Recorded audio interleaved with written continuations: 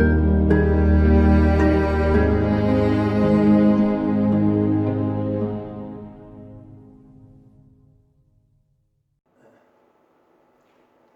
sejahtera di dalam nama Tuhan Yesus Kristus. Selamat Hari Natal. Dan pada hari ini saya akan menyampaikan satu tema, yaitu dampak penyerahan diri. Tokoh yang saya ambil adalah Maria. Bacaan di dalam Injil Lukas pertama ayat 26 sampai ke 28. Demikian.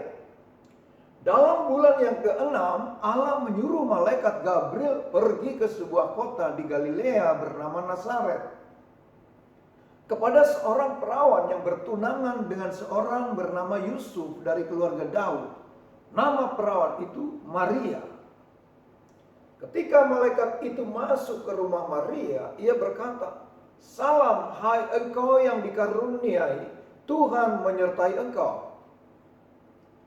Saudara-saudara, menurut silsilah kelahiran daripada Yesus Kristus yang dicatat di dalam Injil Matius, ada 5 perempuan dalam garis keturunan Yesus Kristus, yaitu Tamar, Rahab, Rut, Betseba, dan Maria. Menurut catatan sejarah Israel, hidup keempat perempuan yang pertama ini tidak benar, tetapi mereka telah dipakai Tuhan untuk menggenapi rencana penyelamatan manusia.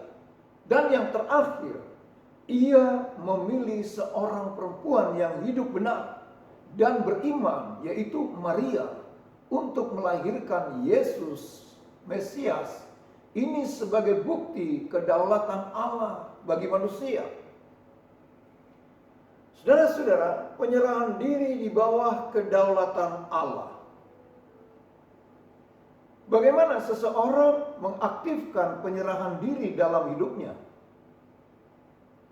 Setidaknya ada 3 aspek dalam kehidupan Maria sebagai orang yang aktif dalam penyerahan diri. Pertama, memiliki keyakinan yang teguh akan panggilan Tuhan. Sebagaimana yang dibaca tadi, dikunjungi malaikat Gabriel. Allah memerintahkan malaikat Gabriel untuk menemui Maria. Allah memiliki agenda yang khusus baginya. Melalui perempuan desa yang sederhana ini, Maria dipakai Allah untuk tujuannya. Kemudian memperoleh karunia dari Tuhan. Di dalam ayat ke-28, malaikat memberi salam kepada Maria. Tuhan sendiri berjanji bahwa ia menyertai Maria dalam mengemban tugas yang cukup berat. Respon Maria di dalam ayat yang ke-38, Maria hanya berserah diri kepada Tuhan. Tidak ada yang dapat diandalkan oleh Maria kecuali berharap kepada Tuhan. Kita akan membaca di dalam ayat ke-38. Kata Maria, "Sesungguhnya aku ini adalah hamba Tuhan. Jadilah padaku menurut perkataanmu itu." Lalu malaikat itu meninggalkan dia. Nah, saudara-saudara, biar kita akan melihat rangkaian daripada peristiwa ini supaya kita dapat memahami dengan baik. Allah mempercayai hambanya. Maria menanggapi rencana Allah, yakni bahwa ia dipilih dan dipercaya untuk melahirkan sang juru selamat manusia. Allah berada di balik kehidupan Maria. Allah tidak akan membiarkan jatuh tergeletak, tetapi menopang kehidupannya sehingga kehendak Allah dapat digenapi di dalam hidupnya. Yang ketiga, memiliki jiwa yang memuliakan Allah. Di dalam ayat bacaan di dalam pasal pertama ayat 46 sampai 48 demikian. Lalu kata Maria, jiwaku memuliakan Tuhan dan hatiku bergembira karena Allah juru selamatku. Sebab ia telah memperhatikan kerendahan hambanya. Sesungguhnya mulai dari sekarang segala keturunan akan menyebut aku berbahagia. Maria menghadapi banyak kesulitan dalam kehidupannya, antara lain seperti takut karena mengandung dari Roh Kudus. Itu di dalam ayat yang ke-18 sampai ke-25 di sana diceritakannya. Kemudian susah payah untuk mencari tempat untuk melahirkan. Dibayangi kekejaman Herodes. Hidup dalam pengungsian di Mesir. Demikian rangkaian-rangkaian kesulitan dalam kehidupan Maria. Hidupnya dipenuhi duri, tetapi selalu setia kepada Allah. Jiwanya dipenuhi dengan sikap yang memuliakan Allah. Orang yang mengagungkan Allah memperoleh sumber kekuatan dari Tuhan. Saudara-saudara, penyerahan diri kepada Allah bukan untuk mendapatkan sesuatu, melainkan dapat berkontribusi mencapai tujuan Allah bagi dunia ini.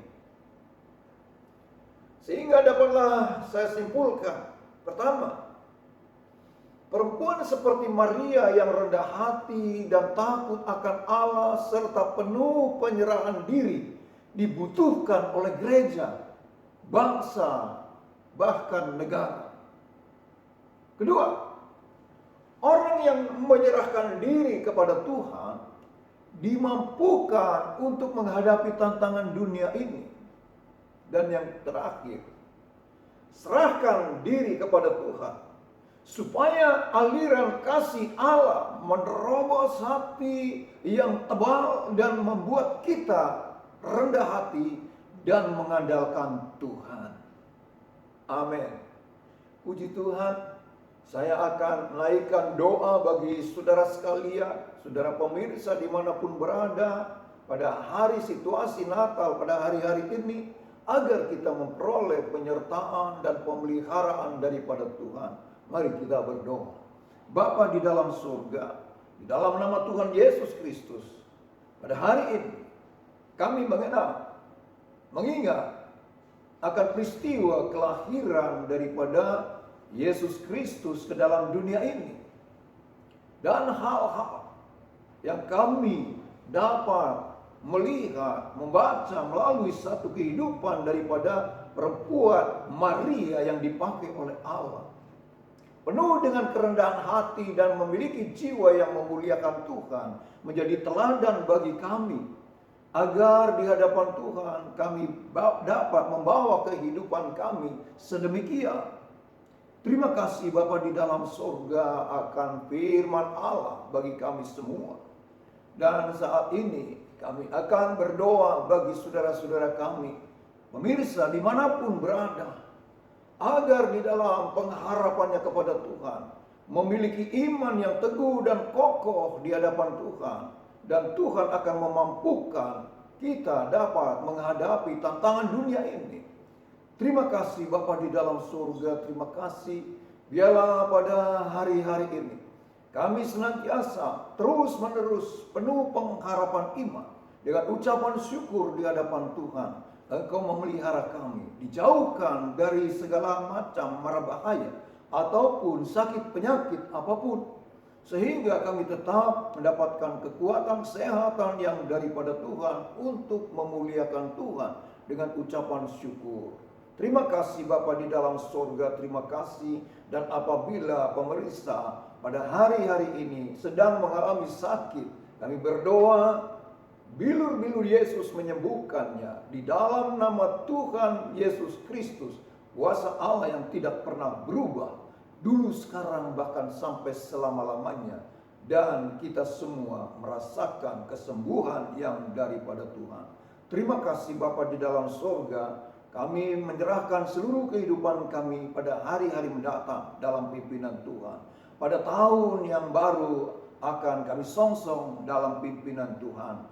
Terima kasih Bapa di dalam sorga. Kami mengalaskan semua doa kami pada hari ini di dalam berkat nama Tuhan Yesus Kristus. Haleluya.